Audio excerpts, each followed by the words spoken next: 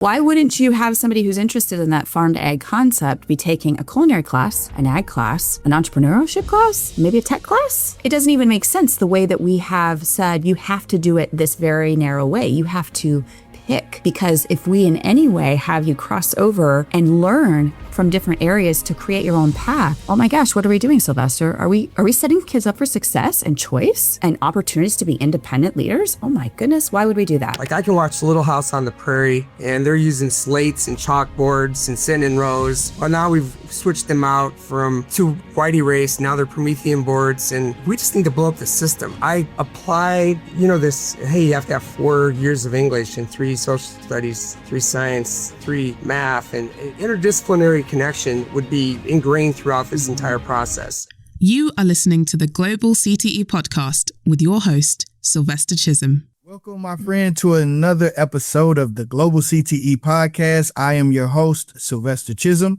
This is the place where I interview the best, the brightest, the movers, the shakers, and the innovators. Today, we are in for a special treat. I have the authors of CTE Reimagined, Miss Kristy Volesky and Jeff Frost. This book is really changing and shifting the narrative. But before we get into all of that, let me tell you a little about Kristy and Jeff.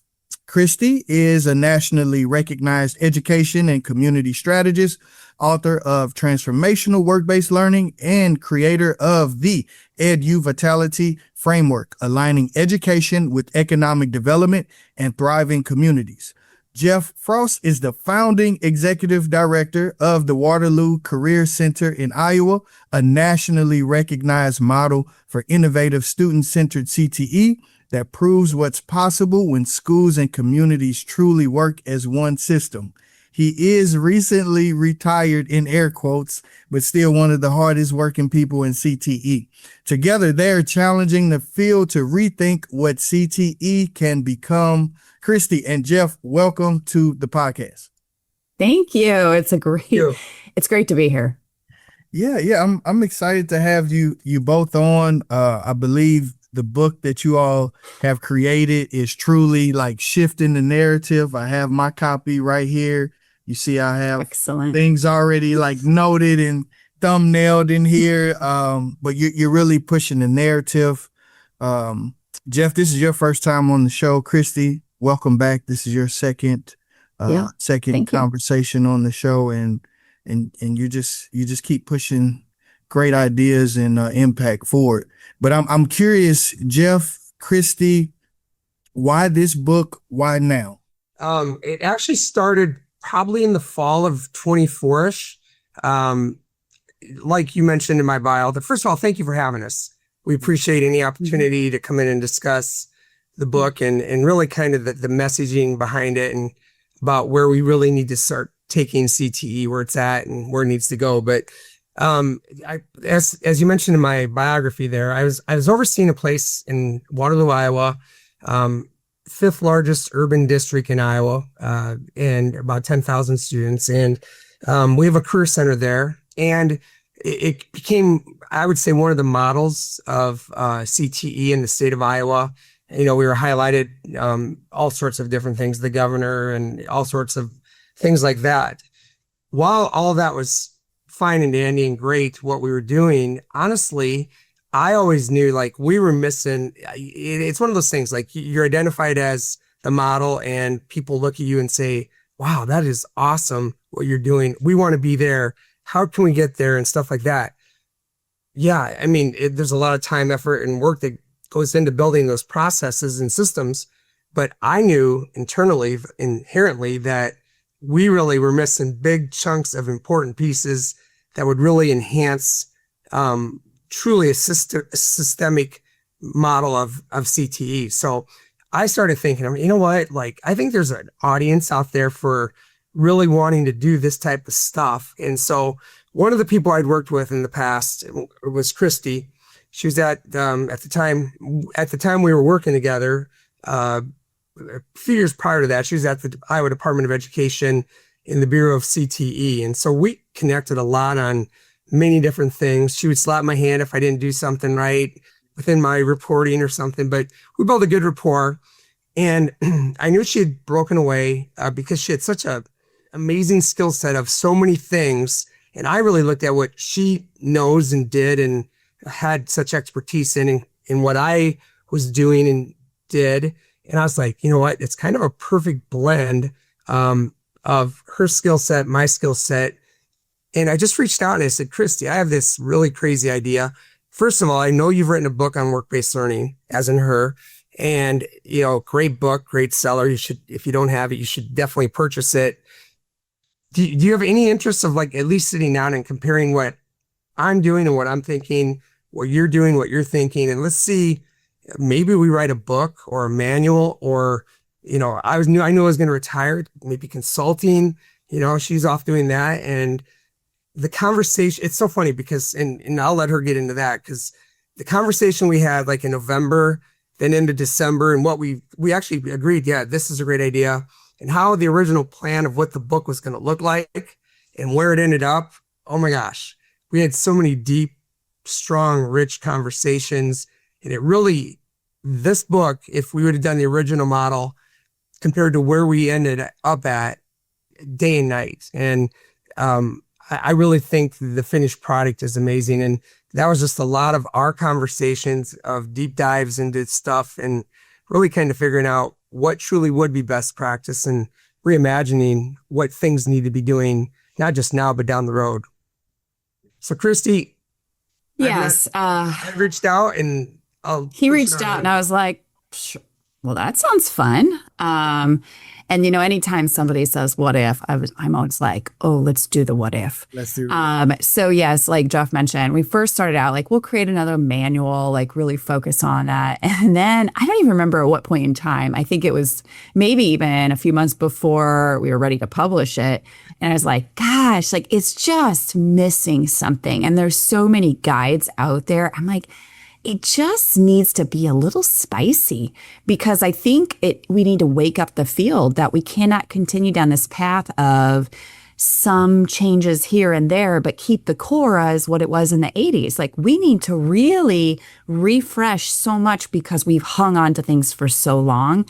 So I love that Jeff and I just fed off each other. Like, what if? Well, what if this? Well, if we did this, what about this? And I think together our backgrounds really have a perfect blend of experiences that lend all these different places to poke holes in these ideas of, but what about this perspective? But what about this one? What about this? Let's make sure we're writing it so it's encompassing, so it's applicable across the nation, and it doesn't essentially have a short shelf life. Like this is something that's open-ended, but future-focused to really drive the field for many years to come.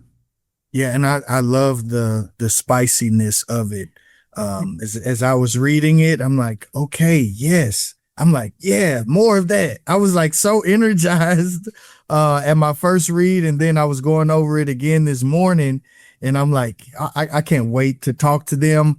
I have so many questions, things that like you touched on a lot of things that I personally agree with and have been in deep thought about, like elements of CTE where how it sometimes can feel like it's just preparing students for like job preparation versus leadership or power preparation. You know, like how are we preparing students to run the company, to own the company, to be executives, you know, of industry. But a lot of times the conversation does not move to that higher, that higher range. I don't know. What you have any thoughts about that? What I just said? Yeah, I would say something that's been percolating in my mind for a long time, especially when I was at the state and we were looking at all these different models. And what I always go back to is when I think about the way that we're doing things and I think about from the student's perspective, I always want to say, well, 5-10 years from now, are they happy? Yeah.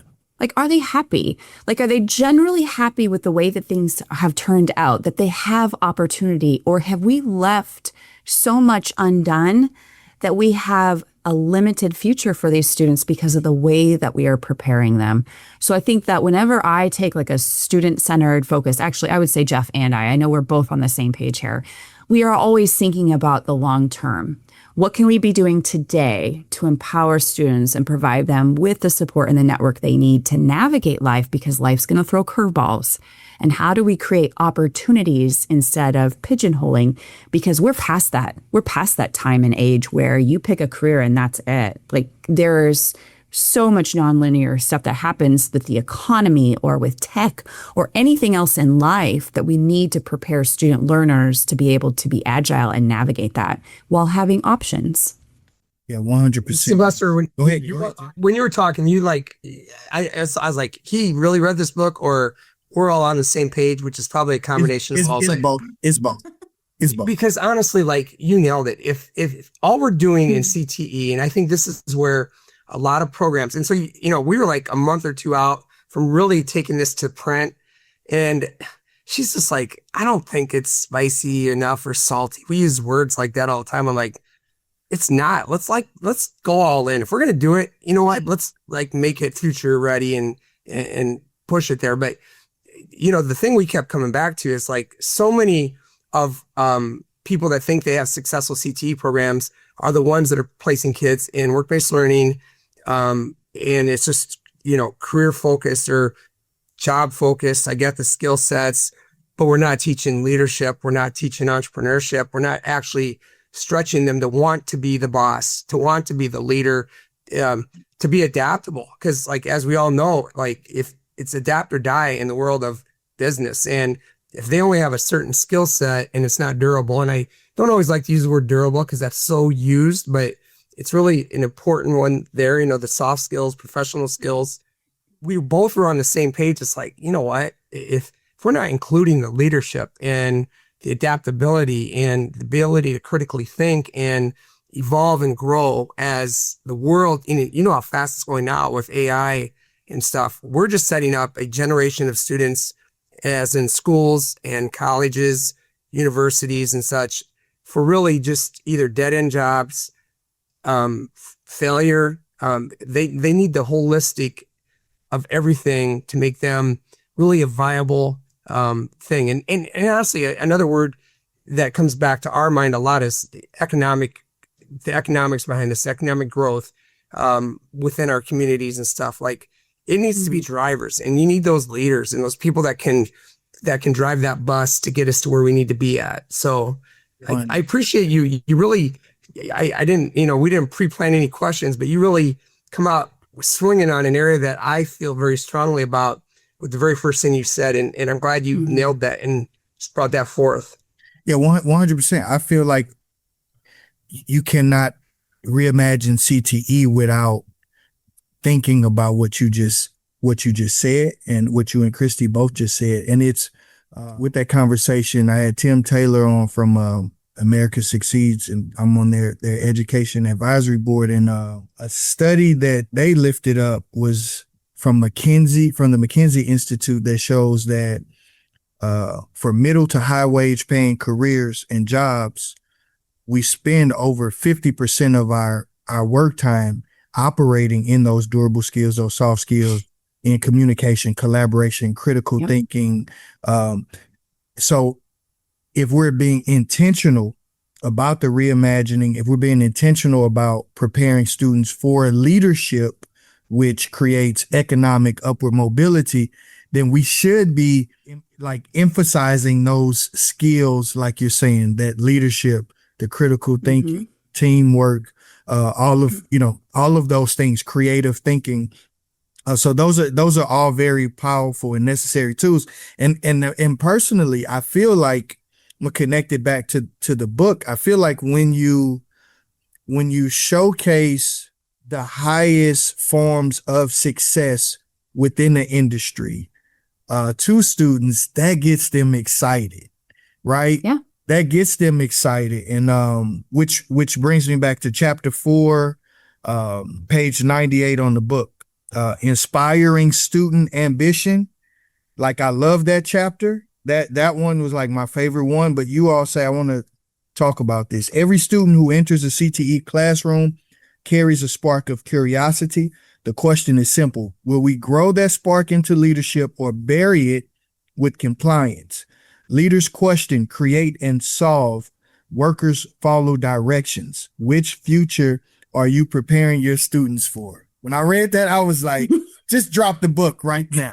Just mic drop. That was a Kristy line all the way. Yes, I read that. I mean, like, we would always check each other's work and stuff. And, you know, when that one was like, drop the mic right there, we could end the book and just make that the quote for, you know, mic drop moment. Can we talk about that? Like, I would like to Sure. hear more. Yes.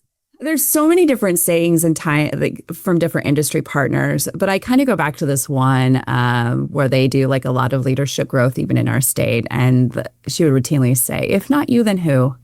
If not you, then who? We are so accustomed to assuming that somebody else will do it. Somebody else will teach it. Somebody else will model it. Somebody will happen to run across this individual and then support them and lift them up. And the reality is we can't let one-offs confuse us with supporting the mass. And as more businesses are saying, we can teach the technical, we cannot teach all this stuff in short term. And yet I also question, what is the purpose of what we're teaching in school if we're not providing these leadership opportunities? And when I think about leadership, when I think about sparking that curiosity and growth opportunities, it's not like, well, a select few get those options because these leadership titles. We have to stop assuming that leadership is always associated with titles in school and out of school. It is about the ability to navigate, to adapt, to elevate, to build confidence, to work with others. Those are the skills that we need. And are we fostering that? Or are we so focused on checking the boxes that we're not willing to allow that to happen? What's wrong with having instruction provided in a way that doesn't have one solution in mind, but fosters an idea where there are many different ways to solve this, and I want to see what you can come up with? And then if I can take that a step further, Sylvester, is if we stop playing pretend play all the time, we're then drawing the connection and showing the value that the student not only belongs, but they matter to the community. And those simple challenges or solving those community problems, they go a long way for showing a student that they matter, that they care, that they're smart, that they have good ideas, that inspires them to dream for more, to try new things, to navigate, to be connected to people who they can reach out to. It literally is a snowball effect if we just get outside of our head of doing things within a box and think about broadly opening up those skill building opportunities. I love that answer. You know, on the next answer, I needed a little spicier. Let's take up the spiciness here in the conversation. But that was spot on. That was spot on. So important. Sylvester, I think I've unleashed the beast because, like, you know how it is when you work for the DE. I mean, you have to, you are compliant and you oversee compliance. But internally, I know internally she had this check the box mentality. It has to go and stuff like that. And I think that's part of the reason I let her talk for herself, but like being the oversight on check the box must do's from a state level. And then once she went on and started doing her consulting, it's like, boom, mic drop Kristy all the time. Just been hiding Kristy. I represent me now.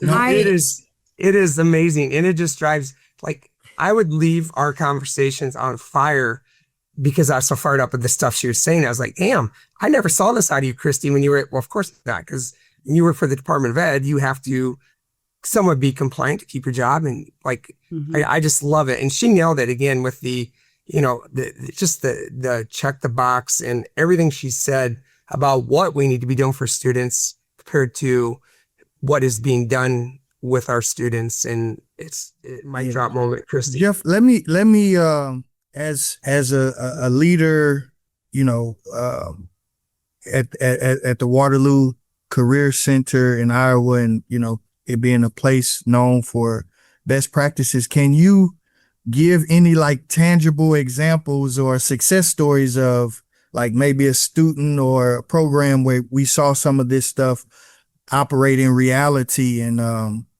you know, something for us to be excited about? Just curious. Sure. So one of the things we have, well, there's 18 distinct programs. And then we have some offshoots, like an instructor that teaches all the anatomy and physiology they need for health classes and math, college level math. And so, but we have 18 distinct programs out there.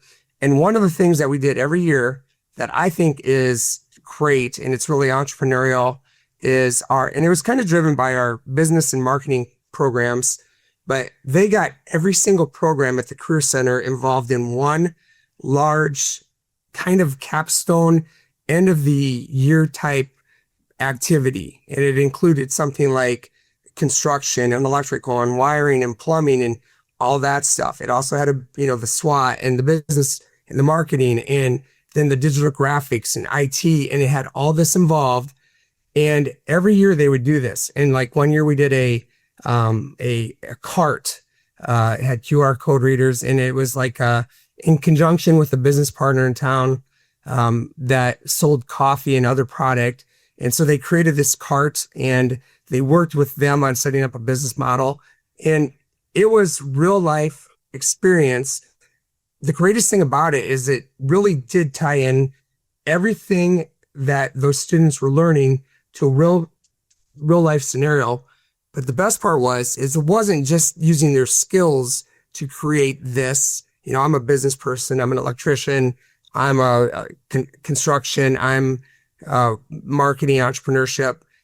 It really, part of it was they were all kind of told, or kind of almost forced, you now are all going to go out and be the sellers of this product. You're going to show your leadership in every department and promote it. And it really was such a strong real world. And we literally did that every semester where all programs came together. You might have an early childhood program and you say, well, how do they play into it?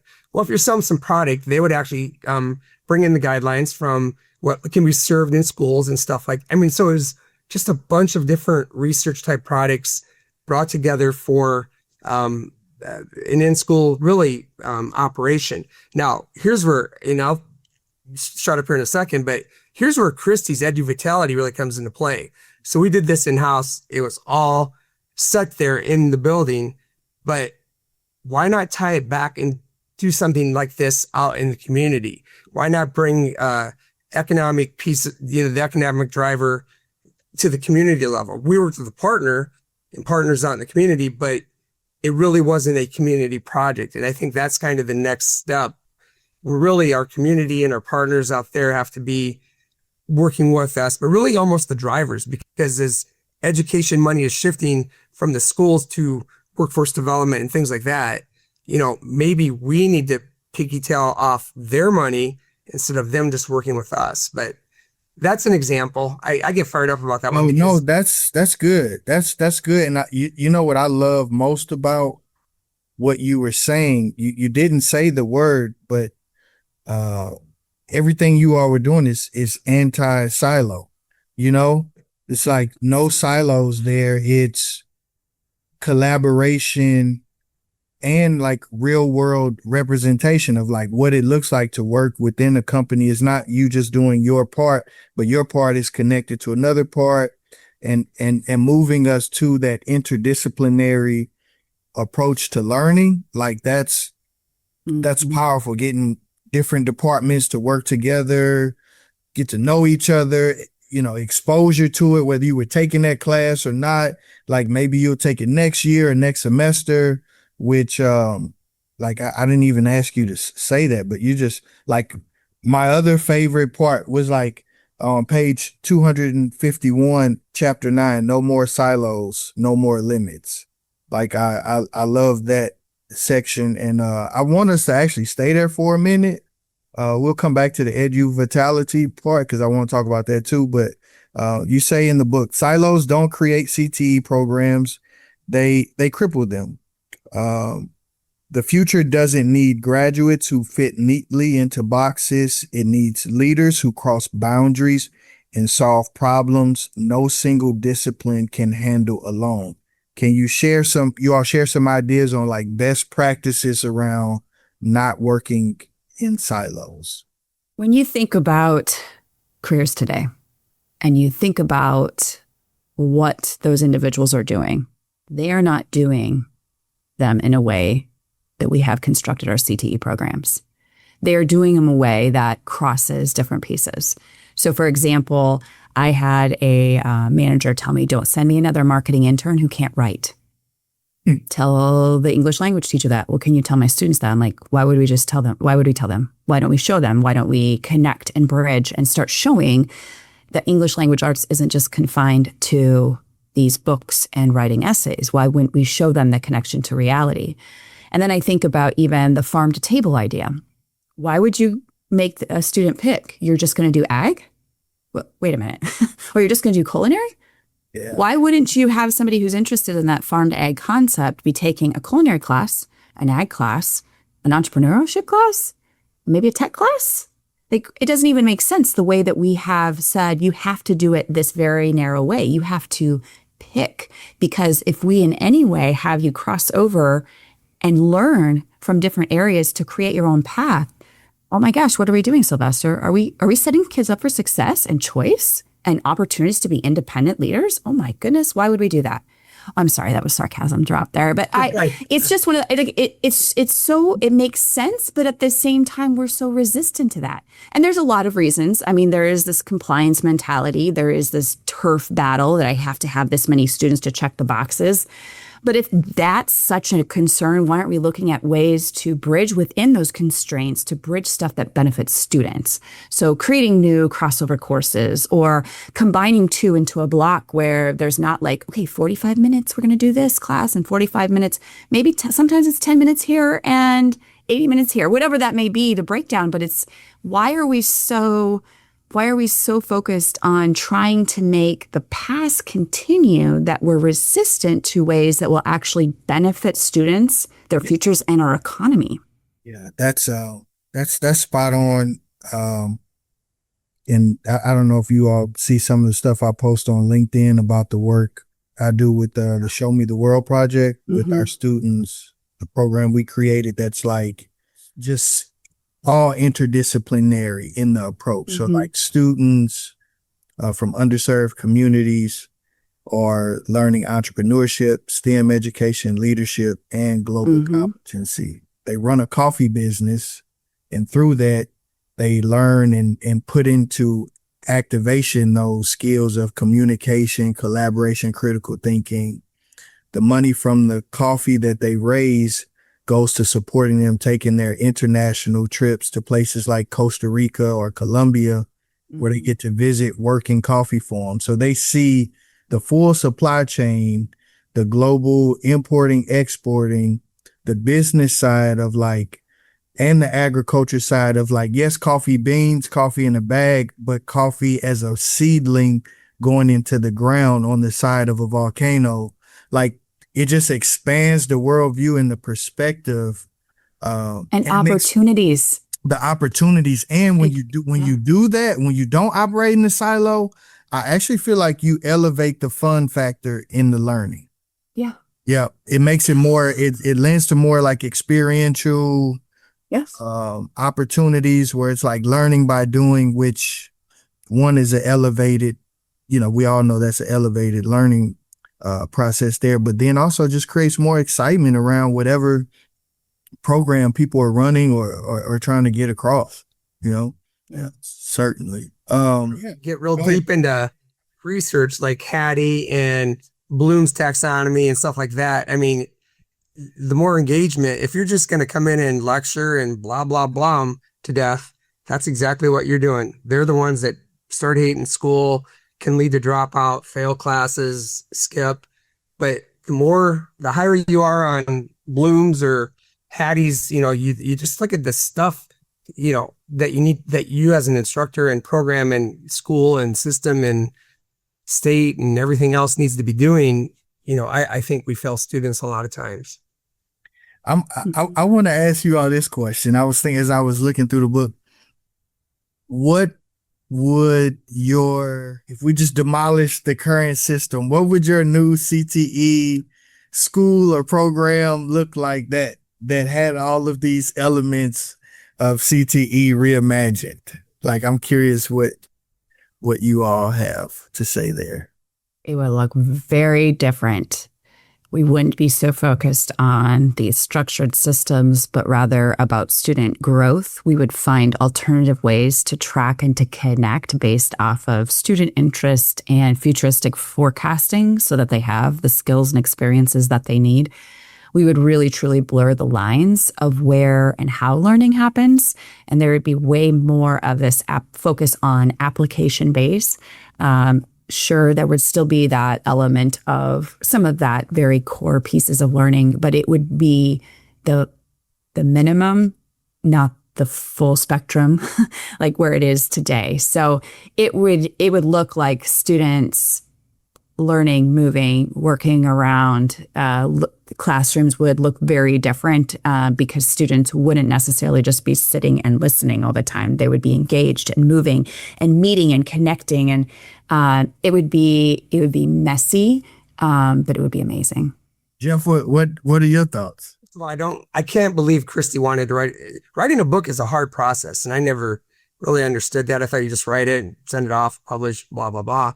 So I was shocked after I'm done with this that Kristy actually agreed to do this. But to me, I would, my next book, if I was ever going to write one again, it wouldn't be CTE Reimagined. It'd be Education Reimagined, and how we are still so stuck.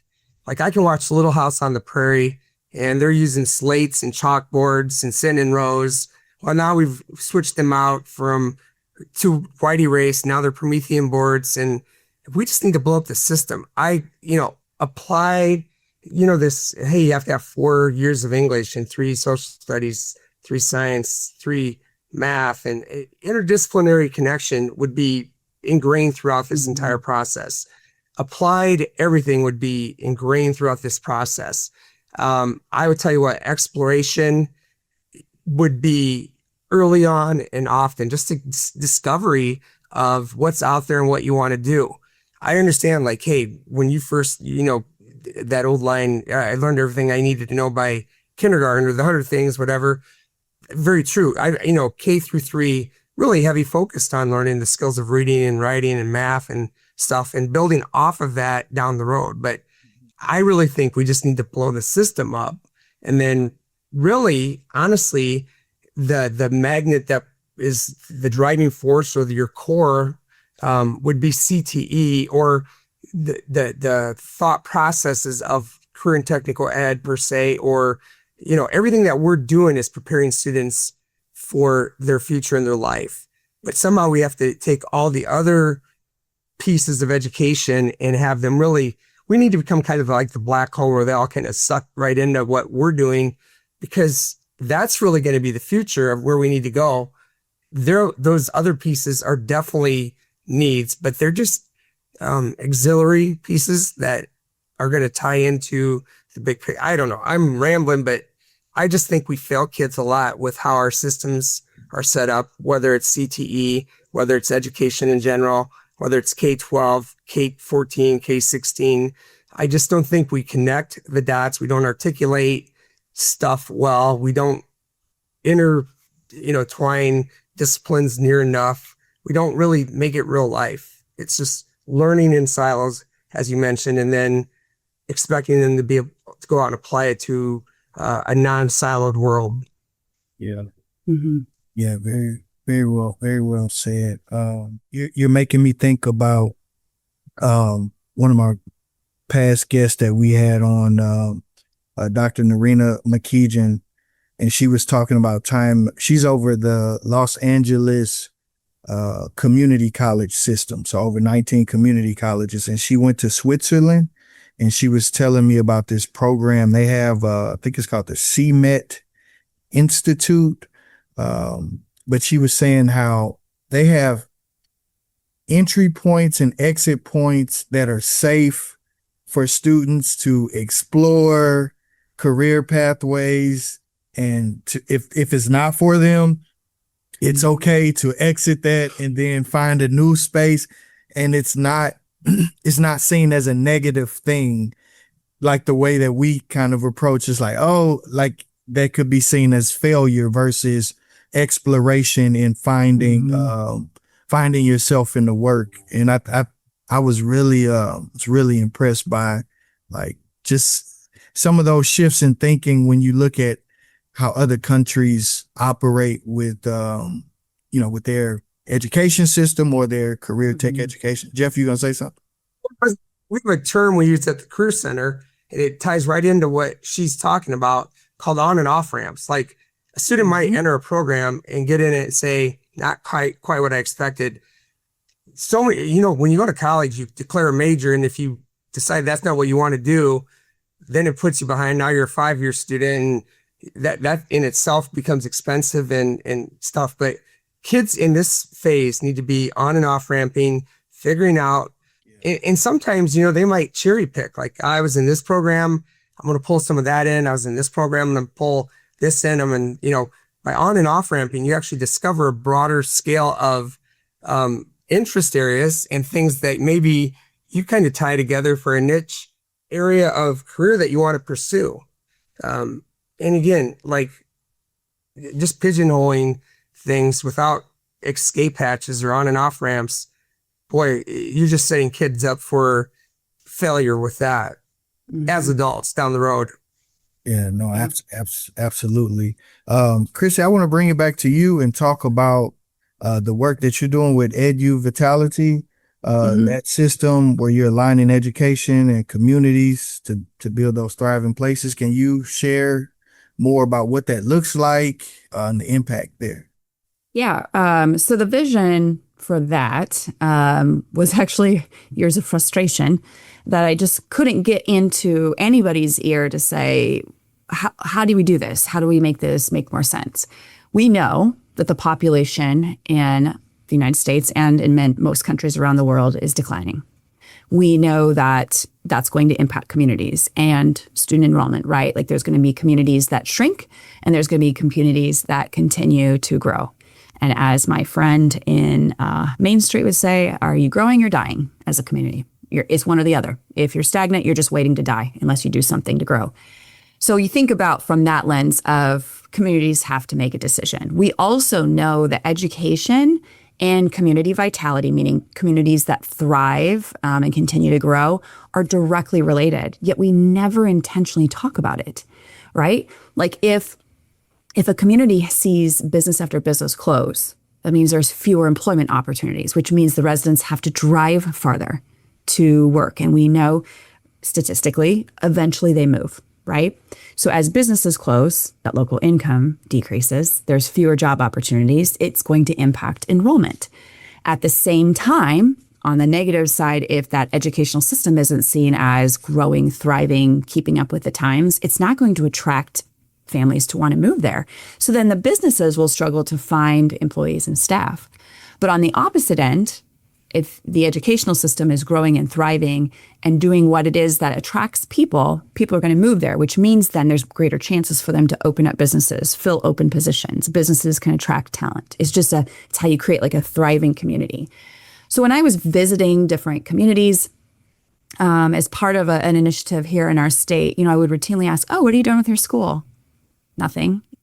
Like, I don't understand. You had millions of dollars of grants to revitalize your downtown. And I understand that fixing this giant old building needs obviously adults involved, but you just put new planters everywhere. You planted plants. Why wasn't your ag class involved with that? You reconstructed all these different awnings to make it more attractive. Why wasn't your construction class involved? Like, I don't understand that.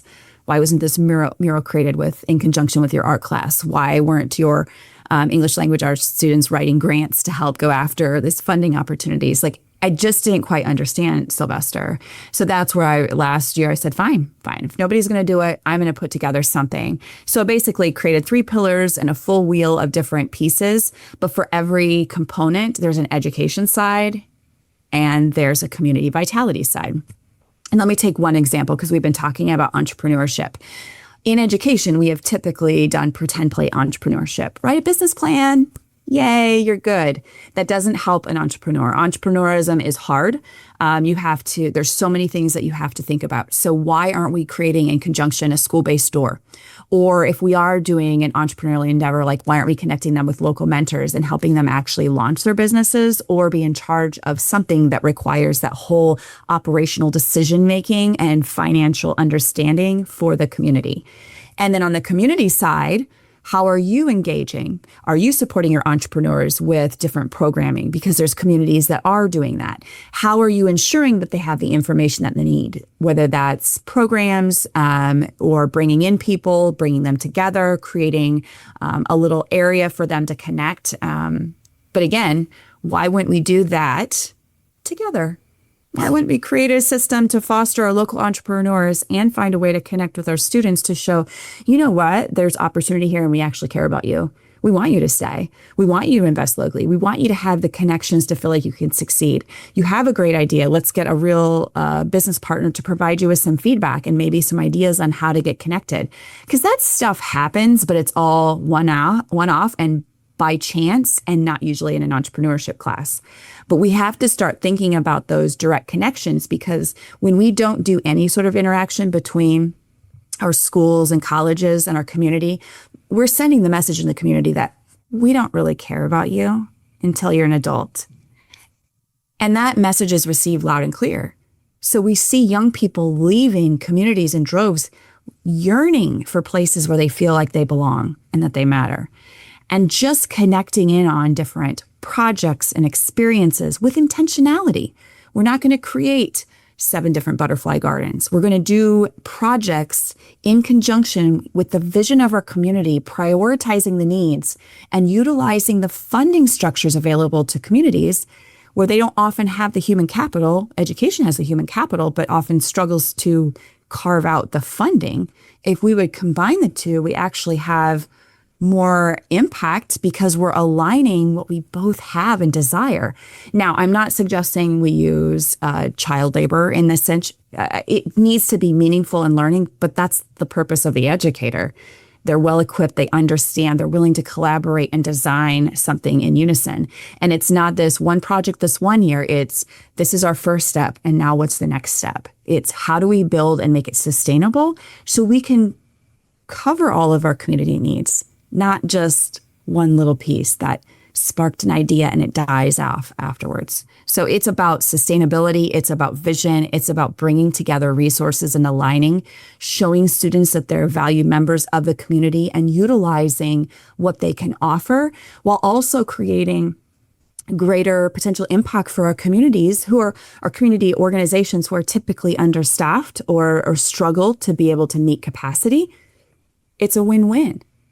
Yeah, no, absolutely. You have me thinking about even adding in the element of where some cities or community partners will have like youth work programs, where students can get summer jobs or, things that are funded through the city. I know that's something that they have in St. Louis, Missouri. Like a lot of our students participate in those programs. But then like what you said, if you're intentional about like, I'm saying take it to a whole nother level. Take it to another level. Yeah. And they could that's like that's a powerful. Right. Why? I mean, if you're think about those different committees and such, why aren't there leadership opportunities for our youth to engage and to provide feedback to make local events more appealing to them, or to give feedback on, well, we don't really want to hang out here and here's why, or we don't want to stay here and here's why. Like, why aren't they a part of those boards? That's leadership. We want those opportunities. Students amply want to be engaged and know that their voice matters.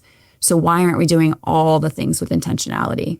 But it really, on the education side, it boils down to work-based learning, which is the easiest connector for careers. But we know that we care about more than our jobs. It's also about community service. It's about leadership. It's about entrepreneurship. It's about those placemaking projects for local businesses or community-based organizations. It's utilizing our CTSOs on a whole new level with intentionality and vision that aligns with our community's needs. So it's not, let's create something and tell me where it goes. It's what does our community need and where does that fit? And how do we build a partnership so that this is the start, but then we have a sustaining relationship and ongoing opportunities that continue to build. So we're not constantly redoing every few years or wasting resources because it was a one-time thing. Yeah, you need a dot connector like yourself and the Edu Vitality program to make that impact and also the civic engagement piece of it. Exactly. If we want civic leaders, we have to engage them. Yeah. They're not going to just figure it out later on. Yeah. Or if you engage them earlier, by the time they're ready to take office or serve, they'll be that much, like more tapped into the community's needs, Yes. understanding how things work. So I love what you're doing. I can't wait to hear more about it as that continues to thrive and move across the country. My last question for you both. What is your vision for the future of career in tech education? Make it spicy. Jeff, you go first. Well, I just said it already. Honestly, I think, our book lays out a great plan. It's salty, it's spicy. It's like really saying our system as it is failing not only our students, but failing economic growth, failing, not really our communities are getting failed by it. To me, really what it comes down to is just having the mindset that we need to overcome this compliance driven world that we live in, that we need to overcome, the monetary mindset, like, oh, we need to have money to do this. Well, you do, but you need to figure out who you're, like with Edu Vitality, figure out combining community and, the partnership there to really kind of drive this forward here. Honestly, and this one scares me to say it, because actually my wife's a registrar for a community college, and I don't know how many of her people will watch this, or people out there are watching from the post-secondary world. But honestly, we need to do a better job of connecting our secondary, post-secondary connections. I don't know why there's a disconnect. I really feel like, for the most part, post or secondary has really done a pretty good job of really shifting their mindset. Just kind of a very broad statement. I think we're all trying at our levels to do the best we can for students, to give them the most opportunities, to allow them to be leaders. CTSOs are a strong component of that. Tying all these pieces together, I really think internally at it, in a broad scope view, CTE people are really trying to connect these dots and create a great model. My concern is, and I've heard this a lot of times, is once they get out of our systems and go secondary, whether that's school to work in some cases, but school to 2 years, school to 4 year, whatever, what they do is they get stuck back into that antiquated system of how things are done, almost going backwards. And, I hear stuff, oh, we have a higher learning commission and we can't pivot like you can in secondary. Well, why not? I mean, why can't they? What's holding you back? I mean, the only thing holding you back is the mindset that you can't pivot because we have this and that. We have the same guidelines in our systems too. I don't think our drivers of the DE and stuff allow us grace if we aren't compliant. But what you do is you remain compliant, but then you also go above and beyond compliance and do what's right for kids. And I just kind of feel, I really worry that K-16 model, that the 13 through 16, we need to really work at that moving forward. And honestly, and this will be my last piece, and I'm going to turn it to Kristy, and she hits on this a lot too. We talk about this all the time, but really in community college, especially here, maybe it's an Iowa thing, but there's really kind of two sides of community college. There's the credit side and the non-credit side. And it kind of seems like the non-credit side, the doing side, the ones that sometimes are, adults coming back and reskilling or skilling up to find positions, not having to go through all these.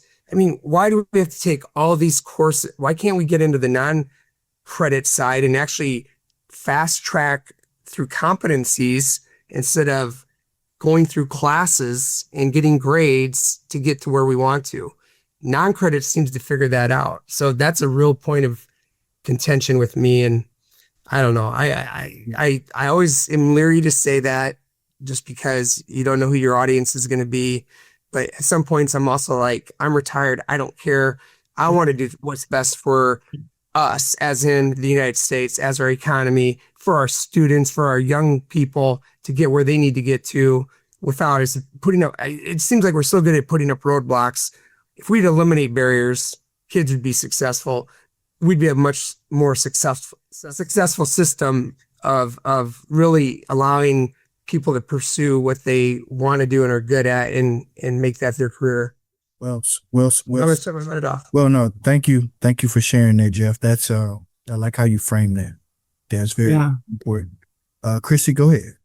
Okay, so everything Jeff said, I would say the future of CTE is where the traditional model of what are the current jobs, what are the current careers that we need to build our programs to align to is no longer the end goal.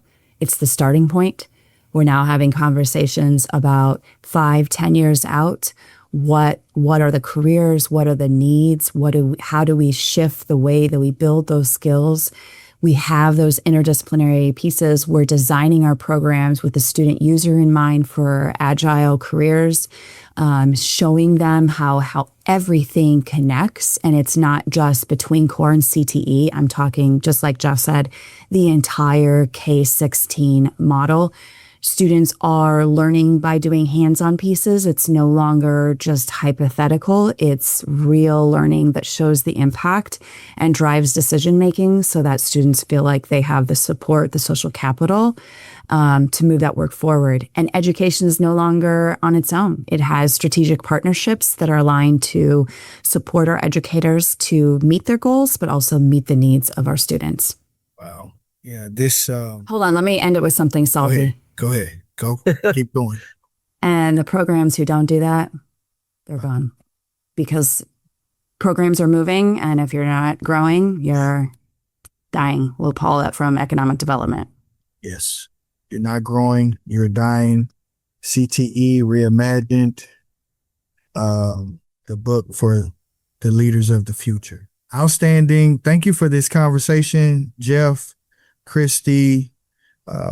I'm really grateful for the work that you all are pushing forward, and I wish you all nothing but the best as leaders. Take advantage of this opportunity to read this book and to implement it, and to connect with you both for consulting or speaking opportunities to bring it to your local communities. If you enjoyed this episode, please don't be selfish. Share it with a friend who needs to hear the gems that were dropped today by Jeff and Kristy. All the saltiness that you can take is here. CTE Reimagined is important. This is the work, the conversations, the things we should be thinking about and elevating and implementing into our school systems. To the next episode. Remember, you don't have to be great to get started, but you have to get started to be great. Peace. Thank you for listening to the Global CTE Podcast. Be sure to like and subscribe to be the first to know about future episodes.